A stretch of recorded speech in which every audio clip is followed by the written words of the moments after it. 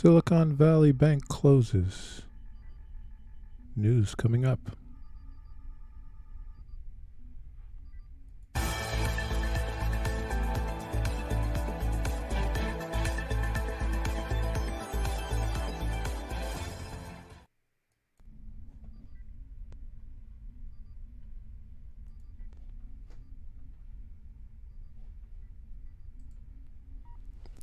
Euronews.next says Silicon Valley Bank collapse. Fears a financial crisis after bank used by U.S. tech sector fails.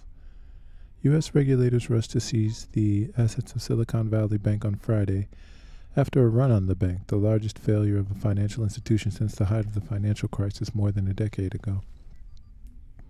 Silicon Valley, the country's 16th largest bank, failed after depositors, mostly technology workers and venture capital banked companies, hurried to withdraw their money this week as anxiety over the bank situation spread. The bank could no longer cope with the massive withdrawals of its customers, and its last attempts to raise new money did not succeed. U.S. authorities therefore officially took possession of the bank and entrusted its management to the U.S. agency responsible for guaranteeing deposits, the FDIC. Little known to the general public, SVB has specialized in financing startups and had become one of the largest banks in the U.S. by asset size. At the end of 2022, it had 209 billion, 196 billion euros in assets and about $175.4 billion or 164.5 billion euros in deposits. Its demise represents not only the largest bank failure since that of Washington Mutual in 2008, but also the second largest failure of a retail bank in the United States.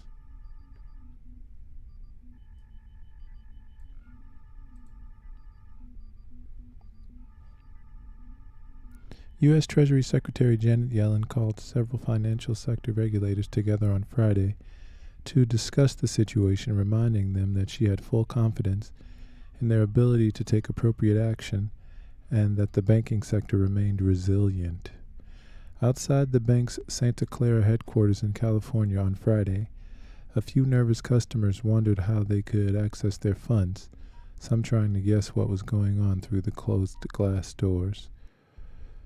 On the front, an FDIC piece of paper said they could, starting Monday, withdraw up to $250,000. This is not good. A lot of the bigger venture capitalists have very high deposits here, remarked one customer who did not wish to give his name. A startup boss, he used the bank to pay his employees and is worried about them. On the markets, the panic movement started on Thursday after SVB announced that it was seeking to raise capital quickly to cope with massive withdrawals of its customers without succeeding in having sold for $21 billion or 19.7 billion euros of financial securities, losing $1.8 billion or 1.7 billion euros in the process.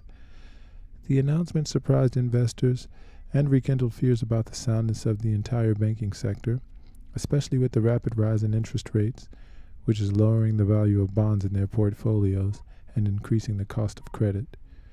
The four largest U.S. banks lost 52 billion or 49 billion euros on the stock market on Thursday, and in their wake, Asian and then European banks floundered. In Paris, and from Axios, Treasury FDIC to brief California lawmakers on SVB collapse. U.S. Treasury and Federal Deposit Insurance Corp. FDIC officials plan to brief members of California's congressional delegation on the collapse of Silicon Valley Bank, Axios has learned. SVB, based in Santa Clara, California, is the nation's 16th largest bank, making this the largest bank failure since 2008. Lawmakers want details on the FDIC takeover of the bank and the agency's plans to prevent SVB's failure from rippling to other banks. The FDIC is a government agency that insures deposits in U.S. banks up to $250,000 per depositor. California congressional offices informed late Saturday that Treasury officials would brief lawmakers by Zoom at 1 p.m. on Sunday. according to two sources familiar with the matter and a copy of the invite viewed by Axios. Before that, California lawmakers were to be briefed by the FDIC late Saturday, according to one of the sources. That briefing initially was planned for Saturday afternoon but was postponed. After taking control of SVB on Friday, the FDIC said in a statement that its branches would reopen Monday and insured depositors would have full access to their insured deposits no later than Monday morning. Those with deposits greater than $250,000, the FDIC's insurance limit, will receive an advanced dividend within the next week, the agency said. The bank's failure on Friday prompted lawmakers to call for the FDIC to address concerns about the impact on SVB customers' personal finances and the financial system as a whole. I've heard from scores of constituents who have not received their paychecks because of the crisis, putting their mortgages at risk, Eric Swalwell said in a statement.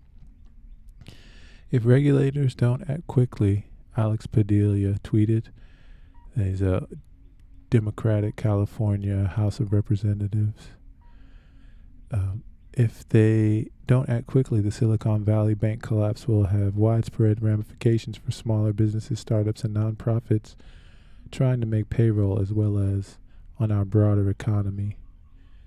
Kevin Mullen tweeted, he's a representative from California, my colleagues and I are asking the FDIC and other relevant federal agencies for a briefing and full clarity to SVB depositors. Representative Maxine Waters, the ranking member of the House Financial Services Committee, organized bipartisan briefings for committee members on Friday with officials from the FDIC and Treasury Department, a source familiar with the matter told Axios.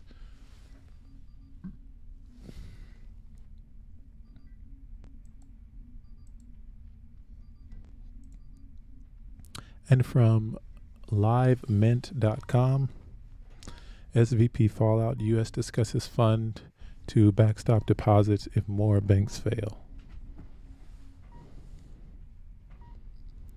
The Federal Deposit Insurance Corp, FDIC, and the Federal Reserve are weighing creating a fund that would allow the regulators to backstop more deposits at banks that run into trouble following Silicon Valley's bank collapse.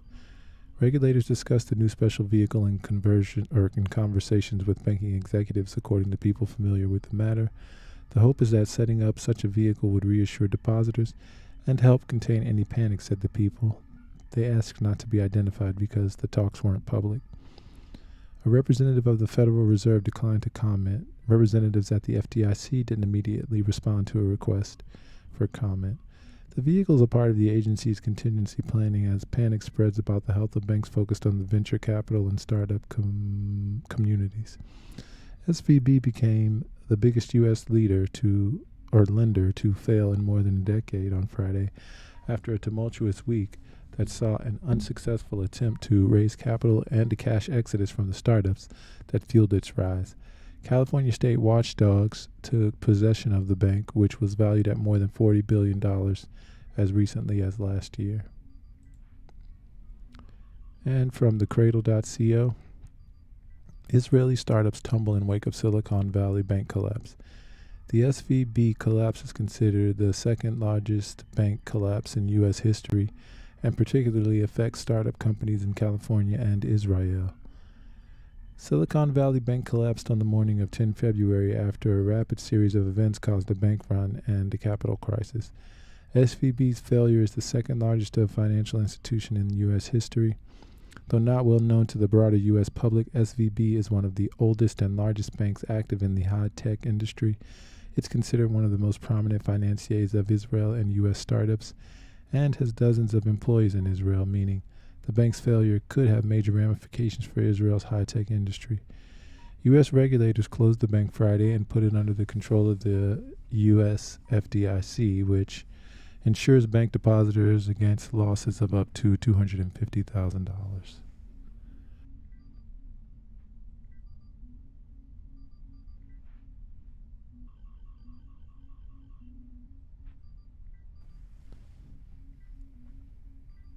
The FDIC will now liquidate the bank's assets to help pay back its customers, including depositors and creditors. The crisis was triggered on Wednesday when SVB announced it sold a $21 billion bond portfolio at a large loss and that it would sell $2.25 billion in new shares of the bank's stock to raise money and shore up its balance sheet. The news triggered panic among key venture capital clients of the bank, who reportedly advised companies borrowing from the bank to withdraw their deposits.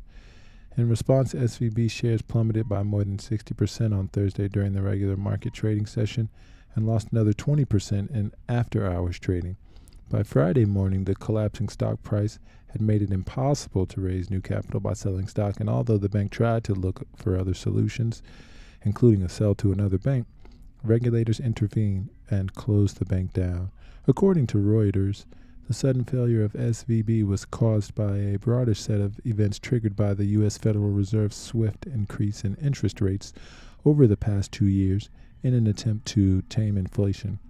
Higher interest rates made borrowing for companies more expensive, which reduced SVB's leading and caused the market for initial public offerings of new tech startup companies to dry up.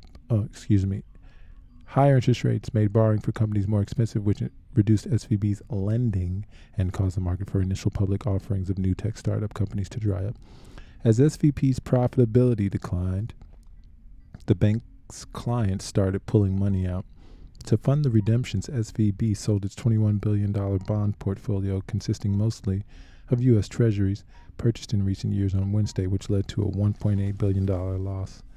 On 9 March 2020, the 10-year Treasury yield reached an all-time low of 0.5% as the stock market crashed with the outbreak of the COVID-19 pandemic. Currently, the 10-year Treasury yield is at 3.74%. Conrad Alt, the co-founder of Claros Group, estimated that rate increases have effectively wiped out approximately 28% of all the capital in the banking industry as the end of 2022, raising fears that other banks may also collapse moving forward.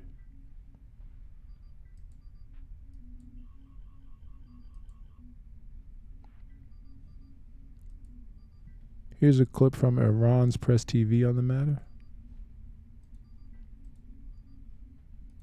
Isn't that a worrying sign that we have to wait? I mean, really, if you take, which camp are you in? Because there's two different takes about this collapse that has happened. One saying that contagion is going to happen. Other banks are sure to either, I'm not too sure, either go bankrupt or stop operations, however way you want to term it. And there are others that say no, banks actually are in a good financial standing, and that's not going to happen. So where does it stand? Well, I think it partially depends on the bank and their business. And I don't have, in my head a encyclopedic knowledge of all these major banks. All right, I think that it stands. Yes, it's worrisome. The fact that you were sitting around on Saturday and you've got 2,500 small businesses who've desperately tried to move their money from the Silicon Valley Bank to other banks so they can operate on Monday morning. They're the ones who are worried, and of course, observing this and reading, the tales of woe in the paper about this and that company who's had a quarter of, millions of dollars, now they can't get it. Of course it's worrying. And yes, it's disturbing that you should have the most powerful economic system in the world waiting for 24 hours to see if there's going to be a collapse. Obviously there's a problem. The fundamental problems, though, are that to start, a whole train. The Federal Reserve says, well, we're going to solve inflation by attacking working people, by increasing employment and raising interest. Well, what do you think is going to happen? What's going to happen is that money available to startups is going to become more expensive, and they're going to be looking around for other ways to deal with it. And so you begin to undermine that industry, and that's what's happened here. They began to go to the SVG and say, we need more cash. SVG is looking around and said, well, all right, gee, we're a little short, sell the bonds, and oh my God, why are you short on cash? What's going on over there? And so you have these contradictory effects. Yes, we put in a tremendous amount of money. The American government put in $1.some-odd trillion to what? To a social safety net, fundamentally, that had been underfunded for a quarter of a century. Your inconsistencies are glaringly obvious. Okay, and so what we did is we reached the minimum standard that most people in the developed world had for 18 months, incidentally. It's all gone away now. So we're not talking about an investment in productive efforts in this COVID business. We're talking about making good on a quarter of a century of unpaid debt, in a certain sense, to people. Just now, in the last year or so, Biden and his advisors saying, "Geez, we gotta do something. We're losing the productivity battle." Not something major. It's just, so these things are all happening at once, Sure. and I think are mutually contradictory and hence very, very difficult of solution. There's so many points you raised there. My mind just stopped, I think, halfway through what you just said. So I apologize for that. Yes, those are all salient points that were made in the articles that we read, especially the ideas of the tailspin of the continuance of failures of banks and of liquid assets. And this is Jim Cramer and his varying positions on SVB. In history. The ninth best performer year to date is SVB Financial. Don't yawn. This company's a merchant bank with a deposit base that Wall Street had been mistakenly concerned about. SVB, it's the old Silicon Valley Bank, has always been a very good business. Recently bought one of our favorite research firms, MoffettNathanson, and it's become less dependent upon private equity and venture capitalist offerings. Wait a second. Those dried up last year. They could come back. Yeah, some of them come back here with the stock directly affects an oversold position. In the blast zone, stock was the fourth worst performer in 2022. I think the fears were not justified, and it's a very compelling situation. Hey, by the way, stock's still cheap. Long-term private equity and venture capital, they're not going away. Being the banker to these immense pools of capital has always been a very good business. Well, is now, this you nothing have you to talk remember that about? a stock that falls 66%, like SVB Financial did last year, it takes it a lot more to recover. After losing 2/3 of your value, you need a 200% gain to get back to even. This is arithmetic. Some people call it geometry. Stock's still cheap. So you could argue SVB's nearly 40% rally this year is barely a drop in the bucket. And that's how I want you to think it. I think it's also a good example of why these bounce back moves might be far from over. This is one of those where why don't we wait until we see? I mean, we got a couple of minutes. I've learned enough in my lifetime that if I have to wait 11 minutes for an answer, I'd rather wait 11 minutes. Stock's still cheap. As in, what we got here is a failure to communicate. Has always been a very good business. SVB downplayed that it was getting killed on its bond portfolio each time the Fed raised interest rates. The bank didn't signal that it had too many bad loans. They were backed up in stock. Stock's still cheap. In startups that haven't been able to come public. Your inconsistencies because there's no are glaringly obvious. appetite for IPOs when the Fed's tightened aggressively. It should have been raising money like crazy for months, like some of the other banks out there. I think SVB is pretty similar to what happened to Penn Square roughly 40 years ago. This was a reckless bank that made a ton of loans against then the red-hot commodity of oil. Some people call it geometry. So to make it clear, the collapse of SVB has huge ramifications beyond the tech world. But I actually think the biggest impact is that it'll be the thing that keeps the Fed from wrecking the entire economy. Far from over, because the most overheated part of this economy has already been frozen. It's short-term bad, but longer-term, I will tell you, very, very good. Unless you live and work in the blast zone, or you bank at Silicon Valley Bank.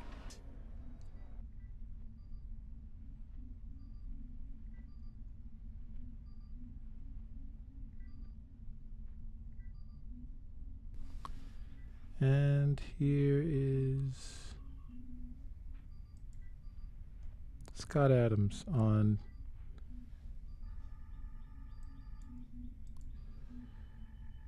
Cramer. You know, people like to dump on Jim Cramer. He recommends stocks. And one of the things that I always was amazed about him is you could name any stock. You know, people could call in and say, "What about AMB?" And Jim Cramer will say with total confidence, "AMB has good assets and balance sheet," and then he'll tell you whether to buy them or hold them. And I always thought, how does he do that? There are like 10,000 stocks, and people will just call with any stock and he can tell you the pros and cons of that stock. Well, it turns out maybe he had some blind spots because he recommended people invest in Silicon Valley Bank a few weeks before it went under. Now, that, to be fair to Jim Cramer, to be fair, people who pick stocks and advise on stocks, they usually don't know what's happening in a company. Did you know that? The experts, they usually don't know. They really don't. How would they know? Well, how would they know? Like, even if they talk to the company, do you think the company tells them the truth? If Cramer has lunch with the CEO of a company, is the CEO going to lean over and say, you know, I got to be honest, our balance sheet it looks good on paper, but in a month from now, it's going to go right in the toilet. Who do you talk to? How could Jim Cramer possibly know anything about a company? He only knows what they tell him. And that's usually a lie. Well, it's just nothing you talk about. Spinning things. So his business model has a flaw that people imagine that anybody can pick stocks accurately. It's not actually even a thing. It's not something that Cramer is doing poorly. It's actually not a thing. Does that make sense? He's in the job of picking stocks, and picking individual stocks and winning at it is not even a thing. Ask Warren Buffett. Hey, Warren Buffett, do you think it's a good idea for individual investors to pick individual stocks based on their own research and maybe the advice of experts? He would laugh at you. Warren Buffett would laugh at you for taking anybody's advice, including your own, on buying individual stocks. He says that's a loser's game, basically. Yeah, that's what fools do. So, did Jim Cramer have a bad month, or is what he does impossible by definition? Well, not definition, but it's impossible in the real world. So it's just sort of guessing in the end. Yeah.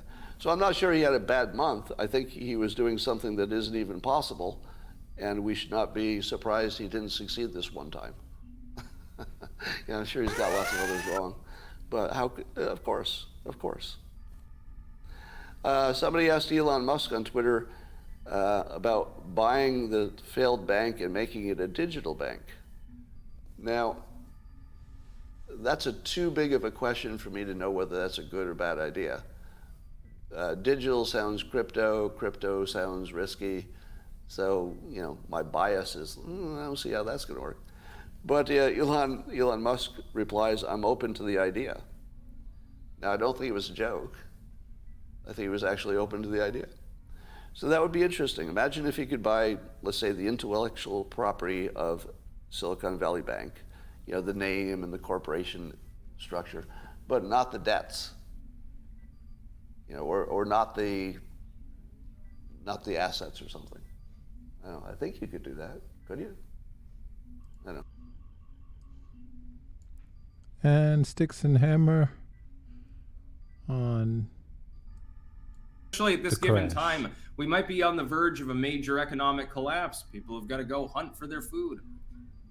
Next news story, speaking of recessions and shit, Silicon Valley Bank collapse marks worst bank failure since the Great Recession. Yes, it's been a while since we've seen something like this. Silicon Valley Bank's fall echoes Washington Mutual's closure in 2008. By the way, the market's getting absolutely hammered by this. Dow, NASDAQ, Standard & Poor. Then you had the Silvergate Bank. That was mostly crypto related. They've folded effectively. They're liquidating. The FDIC has come in and effectively seized control of Silicon Valley Bank. Now, Silicon Valley Bank was overexposed to tech. That was one of the main things in their portfolio, you could call it. And so because tech has fallen off a goddamn cliff lately, over the last couple of years, some companies have lost more than half of their on-book value. Naturally, they had some trouble. A few issues were there. By the way, people withdrawing money mysteriously before the bank run began, including, I think, their CEO. I have a feeling there were some shenanigans going on there. Millions and millions of dollars. See, here's the problem. Silicon Valley Bank had a valuation of over $200 billion. That's billion with a B. So this is a big one. It's a top 20 bank in the United States. Here's the problem. Because the FDIC is only insuring up to $250,000 in virtually all of these cases, and not everything's insured at all that was held by this bank, some people might be screwed, blued, and tattooed. You see, having a more than $250,000 may not sound like a lot to a lot of people. I mean, may sound like a lot to a lot of people, rather. Here's the thing, though. If you have a small business, on paper, there might be a lot more flow than that. It might be millions of dollars. It might be tens of millions, just for a small business or a regional chain. That's not out of the ordinary. This disproportionately impacts tech firms. It disproportionately impacts certain startups. I think Uber was working with them, DoorDash, and a few others actually as well. They were invested. But the FDIC is only insuring up to $250,000. That's the amount that they will get back. So they will get that cash infusion. Let's say you have a regional business, okay? And it's got 50 employees or something like that. Is that enough of a payout on the amount of money that you have in there to pay all of your bills and pay all of your workers and make payroll? No, it's not, sadly. You're probably going to have to furlough a bunch of people. The problem is that, therefore, this is going to cause tens of thousands of job losses potentially if they don't act with all great haste. The problem is we're probably on the edge of a recession anyway. We have been for some time. We had a foreshock Biden session already mid last year, for a couple of quarters. That was a foreshock. This is potentially the final foreshock before the main event begins. If the banking sector really starts to fail, right now is not the time that you want that to happen. Not by a long goddamn shot. Could make the Great Recession look mild by comparison. Now, I know what some people are thinking. Well, that's great. Bidenomics fails, and so the Biden stewardship gets kicked aside like the weak, pathetic bullshit artists, the retards that they are, and so politically things improve. I would rather have politics and society improve without putting millions of people out of work. Again, as someone who was raised in the lower echelon of society socioeconomically, I know what poverty's like, I know what skipping meals is like, etc. I wouldn't wish that on anyone. I think that people should live with dignity.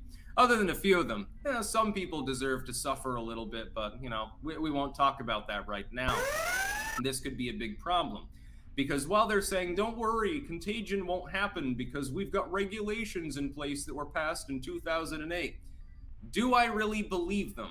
Do I believe that the Fed, the FDIC, et cetera, really have a handle on the situation? Well, if I look historically, every other time that they've used new regulations to prevent this kind of eventuality, it fails. So I'm really, really skeptical as to whether it won't fail this time. Now, I'm glad that I don't use this particular bank, of course. The FDIC will cover people who had smaller amounts in there, and that's good, by the way. A person has put a couple $100,000 in there. They have like a one business, like they have a bookstore or something. They have a couple $100,000 on the books. Okay, they're fine. They're perfect. They're insured. They'll be taken care of. They'll get their money. That's wonderful. That's great. It's very helpful.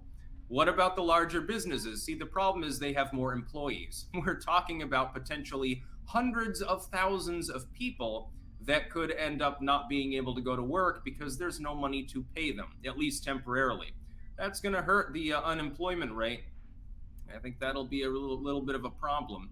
And of course, when you get two fairly major banks, this one the bigger one, but then also Silvergate, major in crypto at least, tanking on the same day and going under, naturally people are worried. And then investors get worried and they start pulling their money, and then things begin to death spiral. Sort of how the Great Recession happened. A bunch of money was sucked back out of the markets because people were afraid. In some cases, the fear wasn't even legitimate, but they still pulled their money back out. So this could be a real goddamn problem.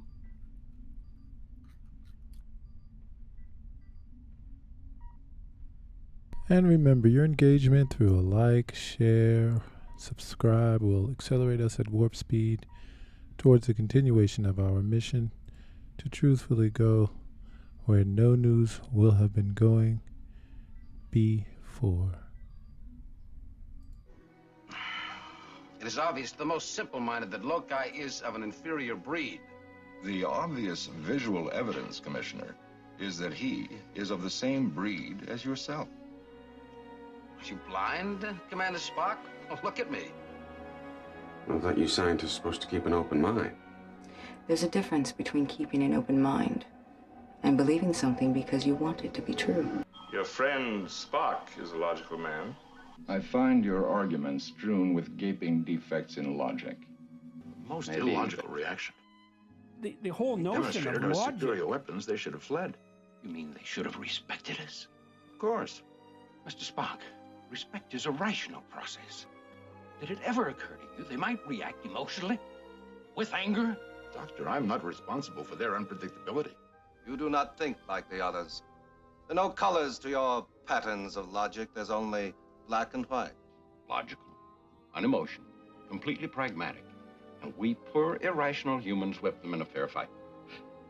Now you'll find yourself back among us illogical humans again. Which I find eminently satisfactory, Doctor. For nowhere am I so desperately needed. Because she feels. I don't. All I know is logic.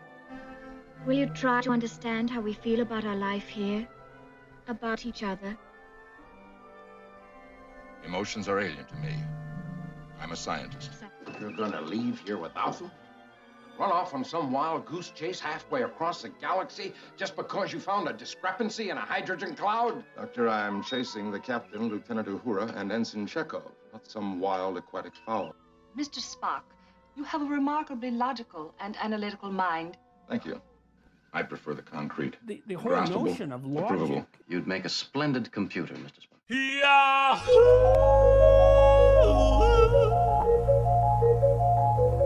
Yahoo!